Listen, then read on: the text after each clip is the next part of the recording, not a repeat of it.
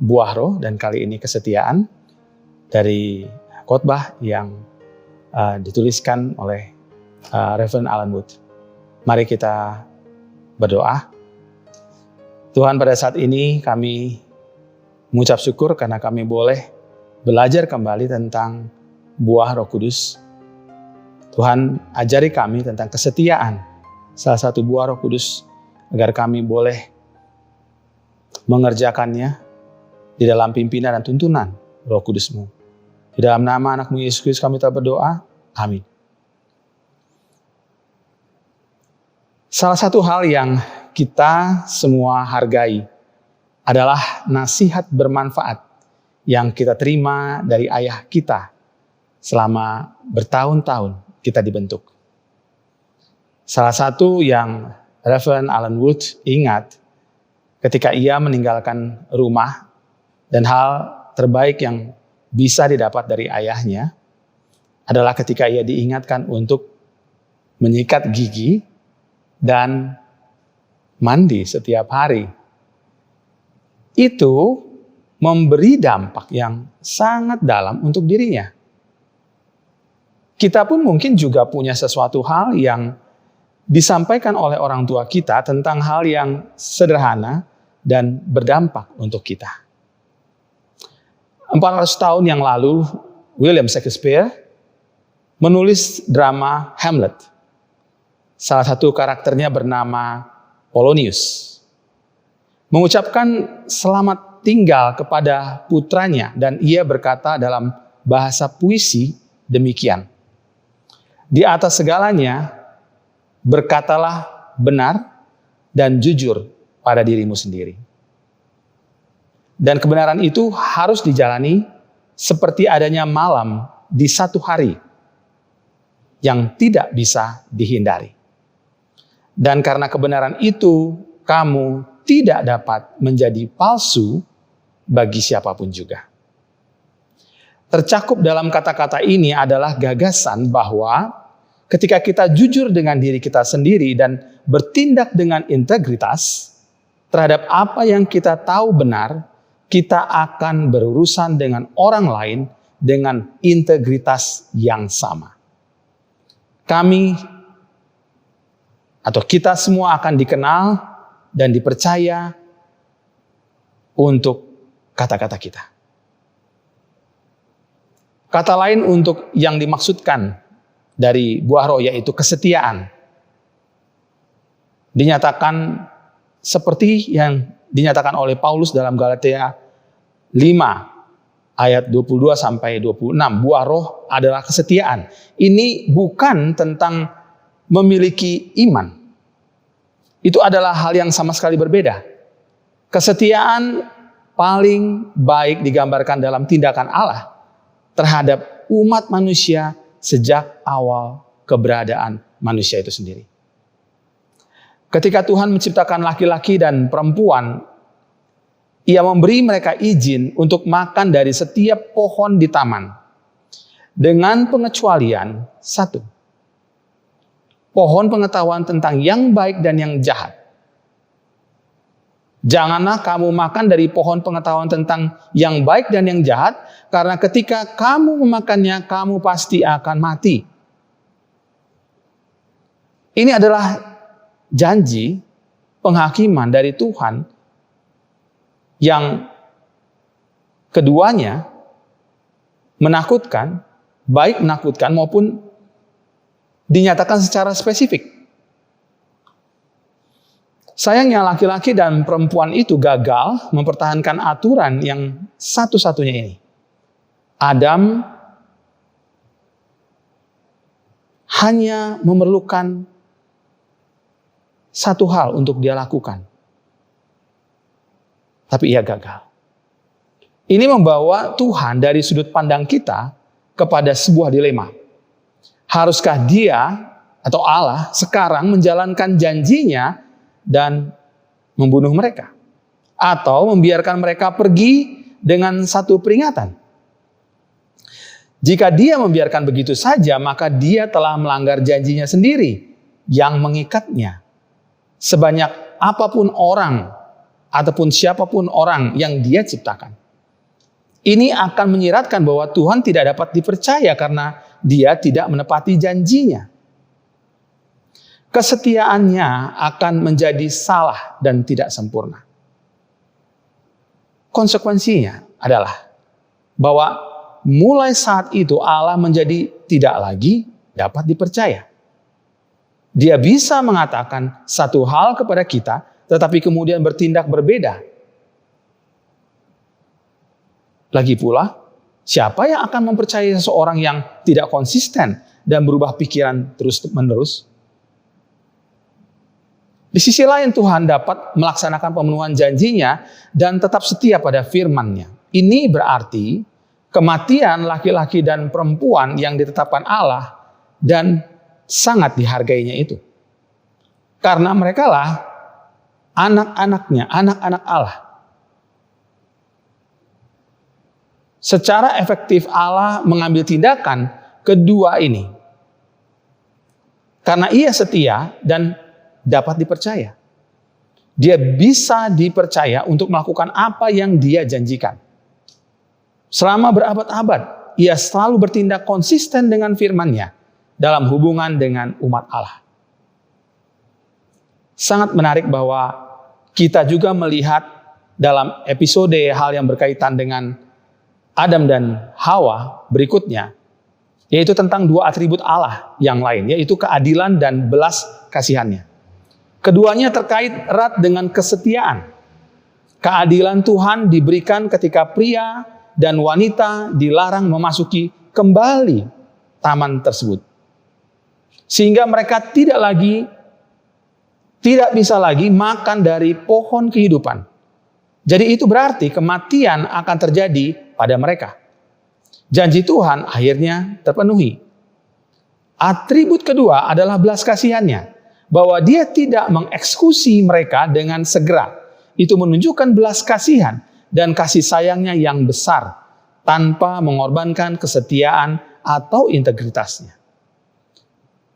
Mereka mati secara rohani ketika Allah menepati janjinya dan menyingkirkan sumber kehidupan di taman dari jangkauan mereka. Mereka lambat laun akhirnya akan mati secara fisik. Tetapi belum mati sampai mereka menjalani kehidupan yang panjang dan hidup yang secara penuh melaksanakan seluruh perintah Allah. Dan itu harus dilakukan oleh mereka. Seperti merawat hewan dan tumbuhan dan untuk menambah populasi di bumi pada saat itu. Selama hidup mereka juga memiliki kesempatan untuk kembali kepada Allah dalam pertobatan. Dan menerima pengampunan untuk berjalan kembali ke pelukannya yang penuh kasih. Di seluruh kitab suci kita melihat Allah yang tak kenal lelah mencari umat manusia untuk membawa kita kembali ke hubungannya yang benar dengannya. Kesetiaannya dirayakan di beberapa bagian Alkitab. 31 kali dinyatakan dalam Mazmur. Di mana Allah digambarkan dengan ungkapan-ungkapan seperti penuh kemurahan hati dan belas kasihan. Kesetiaan Allah dinyatakan sebab kasih setiamu besar sampai ke langit. Beberapa kali Tuhan menjangkau anak-anaknya melalui para hakim, raja-raja, dan para nabi.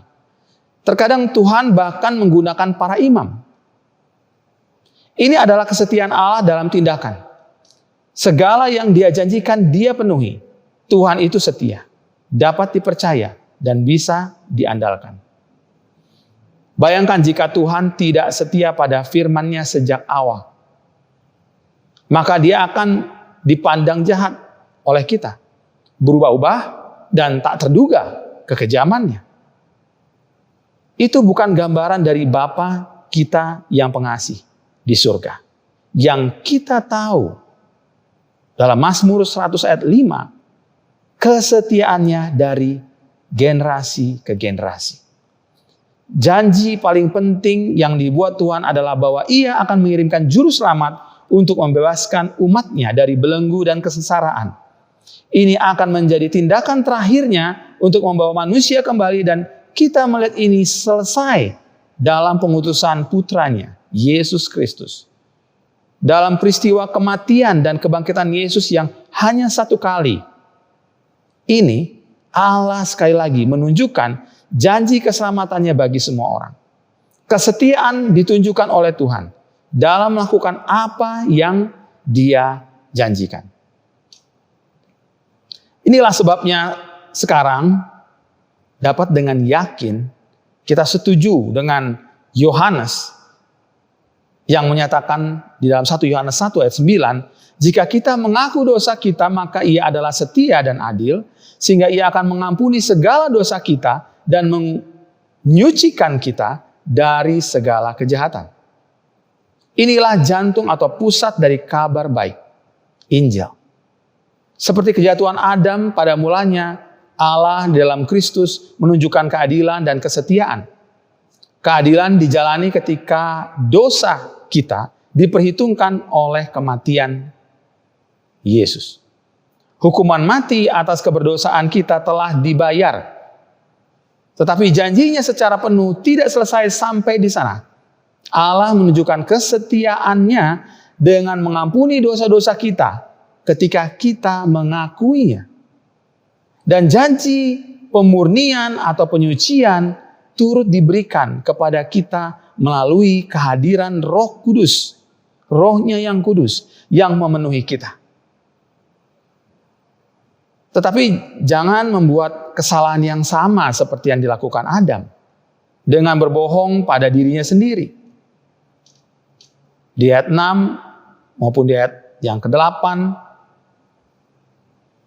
dikatakan, jika kita katakan bahwa kita beroleh persekutuan dengan Dia, yaitu Allah, namun kita hidup di dalam kegelapan, kita berdusta dan kita tidak melakukan kebenaran.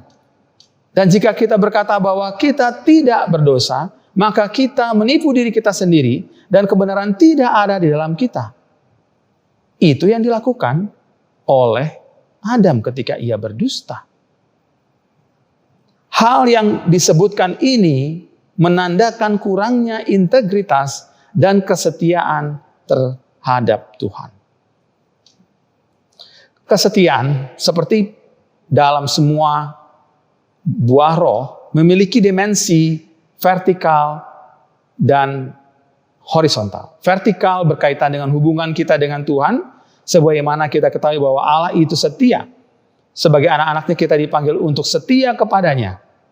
Karena kita tidak dapat menyembunyikan apapun dari Tuhan.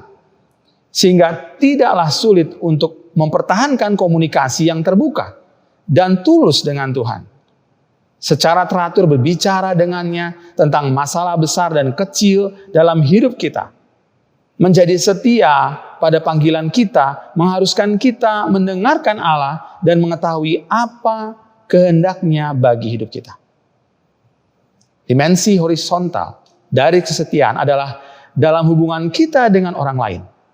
Ingatlah Yesus berkata, karena yang diucapkan mulut meluap dari hati. Orang yang baik mengeluarkan hal-hal yang baik dari perbendaharaannya yang baik. Dan orang yang jahat mengeluarkan hal-hal yang jahat dari pembendaharaannya yang jahat. Tetapi aku berkata kepadamu, setiap kata sia-sia yang diucapkan orang harus dipertanggungjawabkannya pada hari penghakiman. Karena menurut ucapanmu engkau akan dibenarkan dan menurut ucapanmu pula engkau akan dihukum. Terkadang hal yang kita lakukan dan katakan tanpa berpikir lagi. Tanpa berpikir lebih dulu. Dan itu mengkhianati karakter kita yang sebenarnya.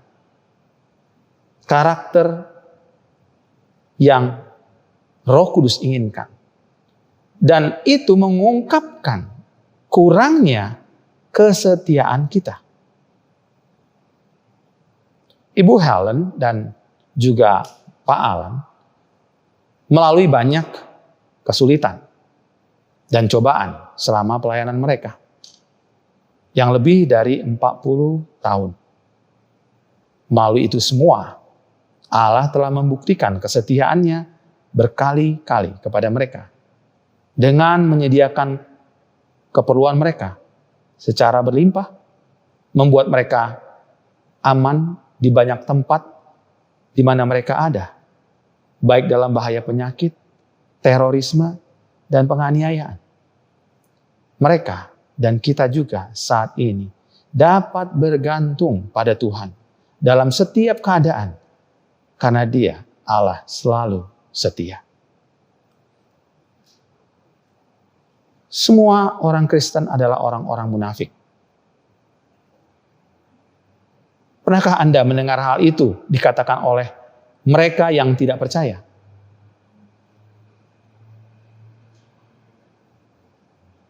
Kita mungkin sudah berkali-kali. Lebih dari sekali, Reverend Alan Wood juga telah menyaksikan seseorang yang menahan diri untuk menerima Kristus karena perilaku buruk orang Kristen. Kurangnya kesetiaan yang dimiliki beberapa orang percaya telah menyebabkan mereka yang tidak percaya meragukan kebenaran Injil. Setelah mereka melihat kita seperti itu, maka mereka pun bisa berkata, jika itu artinya menjadi orang Kristen, maka silakan Anda miliki sendiri kepercayaan itu. Ini sangat menyedihkan. Karena dunia menilai kita lebih keras daripada kita sendiri. Harus ada konsistensi dalam apa yang kita katakan dan lakukan. Atau seperti yang dikatakan Bishop Renis dalam khotbah di hari Pentakosta. Hidup kita dan bibir kita harus mengatakan hal yang sama. Rasul Yohanes menulis 1 Yohanes 2 ayat 4-6 berbunyi demikian. Barang siapa berkata, aku mengenal dia tetapi ia tidak menuruti perintahnya. Ia adalah seorang pendusta dan di dalamnya tidak ada kebenaran. Tetapi barang siapa menuruti firman-Nya, di dalam orang itu sungguh sudah sempurna kasih Allah. Dengan itulah kita ketahui bahwa kita ada di dalam Dia. Barang siapa mengatakan bahwa ia ada di dalam Dia, ia wajib hidup sama seperti Kristus telah hidup. Ketika orang melihat kita, mereka melihat Kristus di dalam kita. Jika kita menjalankan kehidupan yang tidak konsisten dengan apa yang kita yakini, mereka tidak akan percaya dengan apa yang kita katakan. Saya pernah mengatakan ini sebelumnya, tetapi itu layak diulangi. Jika kita menawarkan suap kepada seseorang atau secara terang-terangan melanggar hukum, maka cobalah untuk berbicara tentang iman kita itu kepada mereka. Pasti tidak ada yang akan mendengarkan kita. Karena mereka menyaksikan perilaku kita yang melanggar hukum. Kata-kata kita menjadi tidak berarti dan hampa bagi mereka. Itulah sebabnya Roh Kudus diberikan kepada kita, terutama untuk membantu kita dalam kelemahan manusiawi kita, untuk melawan perilaku yang tidak ilahi ataupun tidak kudus dalam hidup kita sendiri. Inti dari seluruh tentang buah roh adalah bahwa hidup kita akan menjadi teladan hidup Kristus dalam komunitas kita. Kita akan begitu diubahkan oleh kehadiran Roh Kudus, Roh Yesus di dalam kita. Kita sungguh menjadi ciptaan baru di dalam Kristus. Membuka kembali gereja setelah PSBB akibat COVID-19 ini akan menjadi waktu yang sangat sulit. Akan ada beberapa yang berpikir kita harus bergegas kembali secepat mungkin untuk mulai membangun kehidupan baru yang normal. Jika kita realistis, maka kita harus menyadari bahwa segala sesuatu yang dulu pernah ada tidak akan pernah sama saat ini. Jadi kita gelisah yang membawanya segera membangun status quo baru. di mana kita akan merasa nyaman. Yang lain lebih gelisah terhadap kemungkinan gelombang kedua dari virus, dan sebagian besar takut bergegas untuk bertemu kembali. Reverend Alan Wood menghormati posisi keduanya, dan mereka yang banyak menempatkan posisi di antara kedua posisi tersebut. Tetapi ada satu hal yang Reverend Alan Wood pikir yang menyebabkan kita harus menjadi sangat berhati-hati. Karena pertemuan gereja-gereja di awal, sebelum berita COVID itu tersiar luas, itulah yang menghasilkan tingkat infeksi yang luar biasa tinggi. Gereja ada bagian di sana. Bahkan beberapa kematian. Bahkan dunia mengamati untuk melihat apakah kita akan membuat kesalahan yang sama lagi. Selain dari aturan bagi masyarakat sipil yang diberlakukan pemerintah, dan itu tidak bisa dinegosiasikan, kita tentu saja tidak diatur oleh opini publik untuk melakukannya begitu saja. Apakah kita ingin dikenal sebagai salah satu tempat yang secara sembrono menyebabkan banyak infeksi, atau menjadi organisasi yang mencerminkan akal sehat dan kehati-hatian? Karena kita adalah wajah Kristus dalam komunitas, apa yang kita lakukan mencerminkan karakter Kristus. Untuk memperlihatkan kesetiaan pada panggilan kita sebagai warga Kristen yang bertanggung jawab, kesaksian kita dapat memiliki dampak yang besar. Yesus membantu kita dengan arah yang jelas. Matius 5 ayat 34. Jika ya, hendaklah kamu katakan ya. Jika tidak, hendaklah kamu katakan tidak. Apa yang lebih daripada itu berasal dari si jahat. Bahkan dalam percakapan dan urusan bisnis atau usaha maupun pekerjaan kita sehari-hari, mari kita menjaga kesetiaan dan integritas kita. Marilah kita meminta Tuhan untuk memperbesar kerinduan dalam kita, dalam hati kita, untuk tetap setia dalam semua hubungan kita. Dalam setiap pekerjaan yang kita lakukan. Dalam keluarga kita, dalam lingkungan kita. Di tempat kerja kita. Perguruan tinggi. Jikalau kita masih menjadi mahasiswa atau mahasiswi. Dan dalam gereja yang merupakan keluarga kita juga. Semoga Tuhan memperbesar kesetiaan kita masing-masing, sehingga kita mencerminkan kemuliaannya bagi semua orang. Datanglah Roh Kudus, penuhi kami lagi dengan kesetiaan-Mu. Amin. Mari kita berdoa. Tuhan, pada saat ini kami mengucap syukur, karena Engkau mengingatkan betapa setianya Engkau, agar kami setia. Dan Roh Kudus-Mu saat ini bekerja atas kami masing-masing, yang mendengar, yang melihat melalui video yang ditayangkan, dan merasakan kesetiaan Tuhan itu, dan terdorong untuk hidup setia sebagaimana Tuhan yang lebih dulu setia pada kami semua. Dan ampunilah dosa kami Tuhan, di mana kami tidak setia di hadapan. Bagi mereka ya Tuhan yang belum percaya kepada Engkau, Tuhan ingatkan keberdosaan itu, dan ingatkan bahwa Allah, Engkaulah Tuhan yang setia pada mereka, untuk mereka boleh berbalik dan menerima Engkau sebagai juru selamat mereka. Dalam nama Tuhan Yesus kami berdoa. Amin.